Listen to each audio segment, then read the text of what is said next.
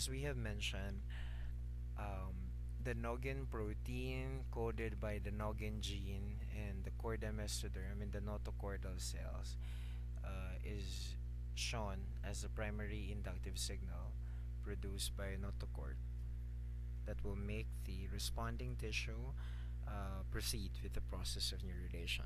So we're seeing again few representations of neurulation in vertebrate animals.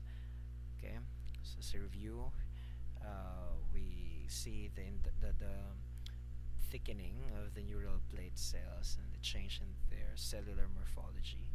Later on, we'll produce sinking of cells or sinking of the neural plate towards the coelomic cavity. Sinking produces a canal, the neural groove.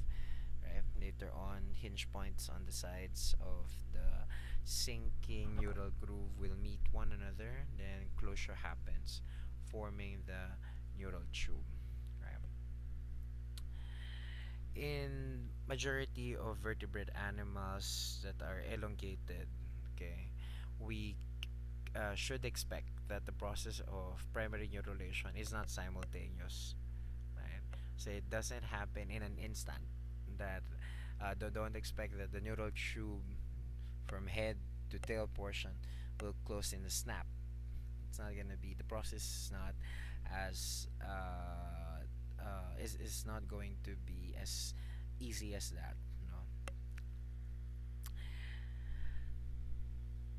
as the closure of the neural tube proceeds from neural plate shaping, bending, and neural groove sinking towards the coelomic cavity, we expect the delineation of the other cells. The non-neural ectoderm will, of course, not be responding or not be responsive towards the inductive signal produced by the notochord, and the neural crest cells that will that are actually described as junction cells. Alright, these neural crest cells behave as migratory. They may migrate. They may be seen migrating prior to or after closure of the neural tube.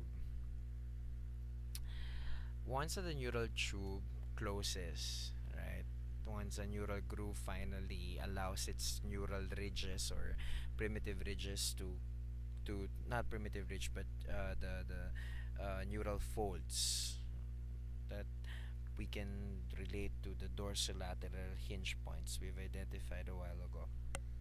Once that this neural folds meet, right, then later on close, right, we form a continuous tube. It is actually open on the anterior and the posterior portions. The opening on the anterior side forms is called the anterior neuropore, and the opening on the posterior side is oppositely called posterior neuropore. So you can see here, the process of primary neurulation is not continuous in elongated embryos, or it's not seen is not simultaneous. No, the word is simultaneous. In elongated embryos, neurulation will not happen in one snap. Right?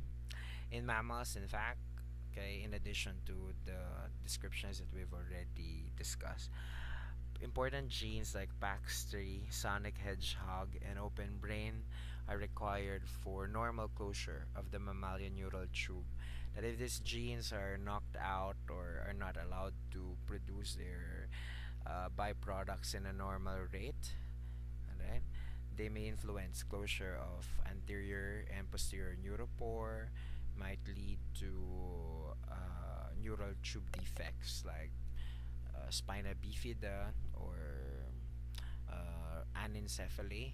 Right, spina bifida is a case in which the posterior neuropore doesn't close normally, and some portions of the spinal cord are exposed. The other hand, in anencephaly, okay, the anterior neuropore doesn't close normally.